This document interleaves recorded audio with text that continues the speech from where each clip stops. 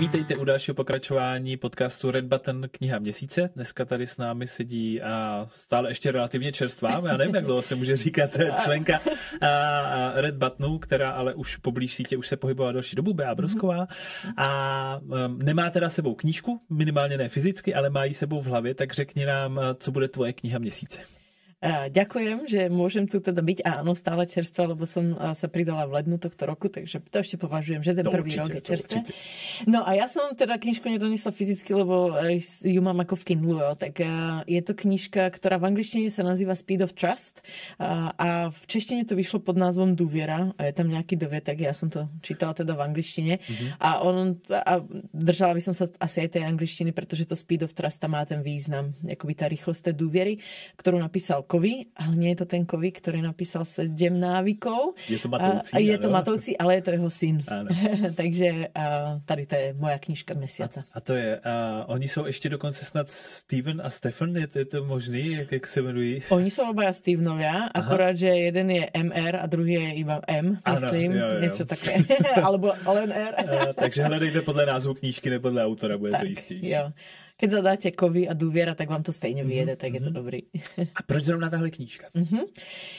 Ja som sa k tomu dostala, teraz musím teda v rámci toho, že to zdieľame v rámci Red Button siete, tak musím dať ako hold alebo poďakovať Lubošovi Malému, ktorý ma na tú knihu naviedol. Možno si to ani nepamätá, že sme sa raz o tom bavili, o tom koncepte Speed of Trust, tak mne to nedalo a knižku som si dohľadala a prečítala som.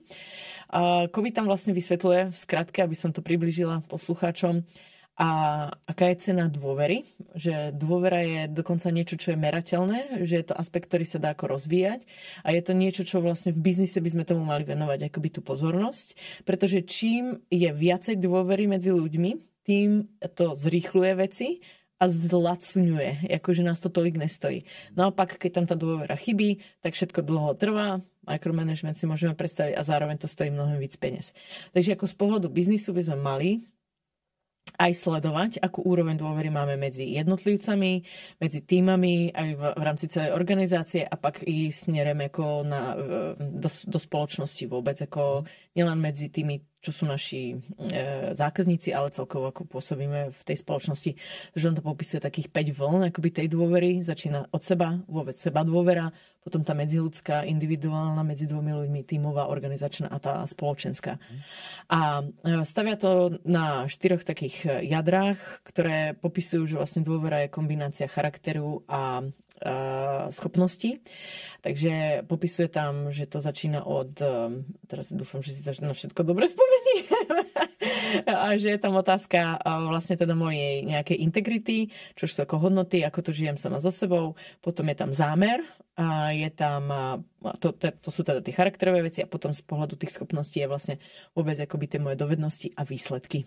A že keď tieto 4 veci tam nie sú, tak tam tá dôvera ako v podstate chýba a je na to napojených 13 chovaní, ktoré buď spojuje jenom s tým charakterom, nebo jenom s tým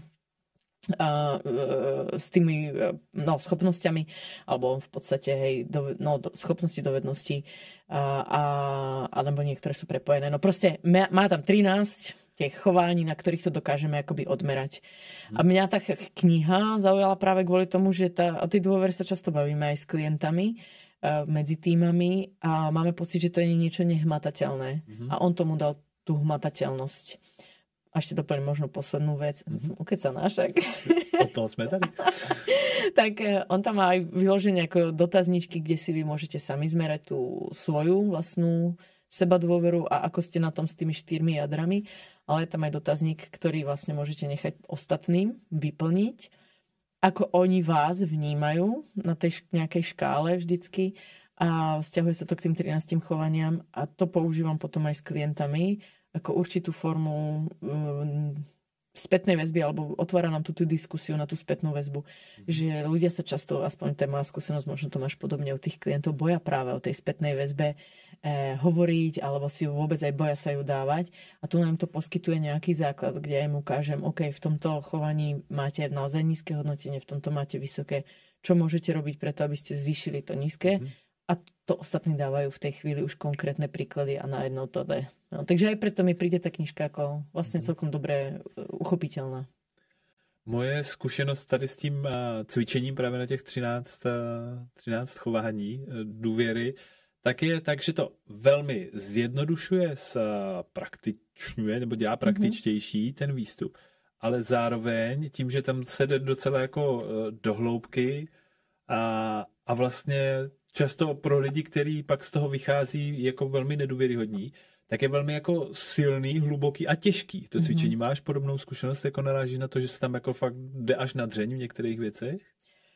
Mám, zároveň musím povedať, že mňa zatiaľ prekvapuje, že akože, asi som mala aj veľké šťastie, akože tých ľudí, kde by to bolo naozaj nízke, som zatiaľ stretla máličko, jo. Ale áno, v momente, keď to tam je, tak to vidíš, že aj všetci tí ostatní akože o mnoho viacej, ako tam majú im čo proste poskytnúť. A viem, že sú aj situácie, a mne sa to zatiaľ teda s tými mojimi klientami nestalo, ale aj s Lubošom sme sa o tom bavili, že ten človek potom niekedy aj odchádza z toho týmu. Jo. Mne sa prekvapivo stalo, teraz som to nedávno robila s jedným top managementom a oni všetci mali ako priemerná hodnota, tam je škála od 1 do 5, hej, bola 4,5, ako jo. A to bolo až, že wow, ale tam fakt u nich vidíš tú vyzretosť, hej, že vidíš, že oni už jednak pracujú dlhé roky, nielen že spolu, ale už vidíš, že čo majú za sebou. A otvorene si aj pozdieľali, že v čom by ešte oni mohli ako samozrejme byť lepší, že sú aj seba kritickejší sami voči sebe, že tam nie je ten rozpor medzi tým, ako ja vidím sám seba tu na niekde hore a ostatní ma vidia dole, ako keby som to dala do grafu. Takže u nich je to skôr, že sa dajú ešte nižšie, než je tá priemerná známka od nich. Tak to ma tam ako prekvapilo.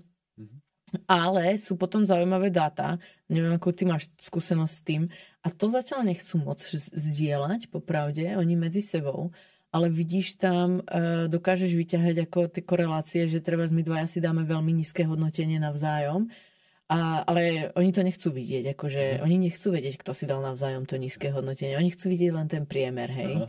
A to mi tiež ešte ukazuje, že aká je tam skôr tá miera tej, tak ak si dôverujete, tak by ste mali byť OK s tým si to pozdieľať, nie úplne navonok. A to je skôr pre mňa to zaujímavé a prekvapujúce. A vyloženě konkrétně pro tebe, kromě využití toho v práci s klientama, byla v něčem ta knížka zajímavá, či dokonce jako zásadní, že se tam něco dozvěděla o sobě, nebo využíváš něco sama pro sebe? Jo, začala, ako vždycky, keď som to čítala, tak som nad tým ako intenzívne premýšľala, jak to teda mám ja. A chystám sa na tento experiment. My sme sa pred chvíľkou povídali práve o performance appraisaloch a že v rámci toho sa pýtam aj na spätnú väzbu tých našich ľudí ako na mňa, ako sa im so mnou spolupracuje. Tak som si hovorila, že na ten budúci rok, na pol rok by som to spracovala, vyložene nechala ich vyplniť, jak vnímajú moju dôveryhodnosť. A že to by bolo asi ako celkom dobré cvičenie. Možno nielen pre mňa, ale že na nás všetkých partnerov v rámci Humancraft by sme to tak ako mohli urobiť. Aby sme videli, no. Možno, že zistíme, že nie sme až takí dôveryhodní, ako si myslíme, no. Takže pre mňa to bolo také tiež nastavenie zrkadla skôr ako v tom premýšľaní, ale že chcem to dať do praxe týmto spôsobom. A takový klasický doporučení na závěr, pro koho by byla ta knížka fajn, kdo by si ideálně měl přečíst z tvého pohledu? Určite by som to doporučila všetkým manažérom, ktorí vedú niekoho, ktorí pracujú s ostatnými ľuďmi, ktorí nielen vedú iných, ale aj pokiaľ máte nejakú svoju vlastnú firmu, pretože naozaj tá dôvera je tam potom aj smerom ako organizačná dôvera, aj smerom k tým zákazníkom a tomu trhu, takže tam by som to tiež si prečítala. Predsa nechceme znižovať náklady a zrýchlovať rýchlosť všetkého toho, čo sa deje vo firme, takže určite aj pre tých 100% sa to môže hodiť všetkým tým, čo sme my ako lektori, facilitátori, tréneri, pretože sú to veci, ktoré môžete využiť aj v rámci, alebo koučovia v rámci tímového koučovania, si to viem tiež veľmi dobre predstaviť. A v neposlednej rade, prepáč, ešte doplním, pre rodičov, pretože Kovy aj sám v tej knižke dáva veľa príkladov z jeho vlastného života a kedy sa to ukazuje aj v tom vzťahu s deťmi. Takže vlastně pro všechny skoro. De facto ano. A super, děkuju moc, že si teď jsem chtěl říct, tu knížku donesla, ale ty si nám donesla sem v myšlenkách a v doporučeních, takže děkuju moc, těším se. A až nám dají posluchači vědět, kdo ji četl a kdo si ji přečte díky tomu. Takže děkuju. Taky děkuju.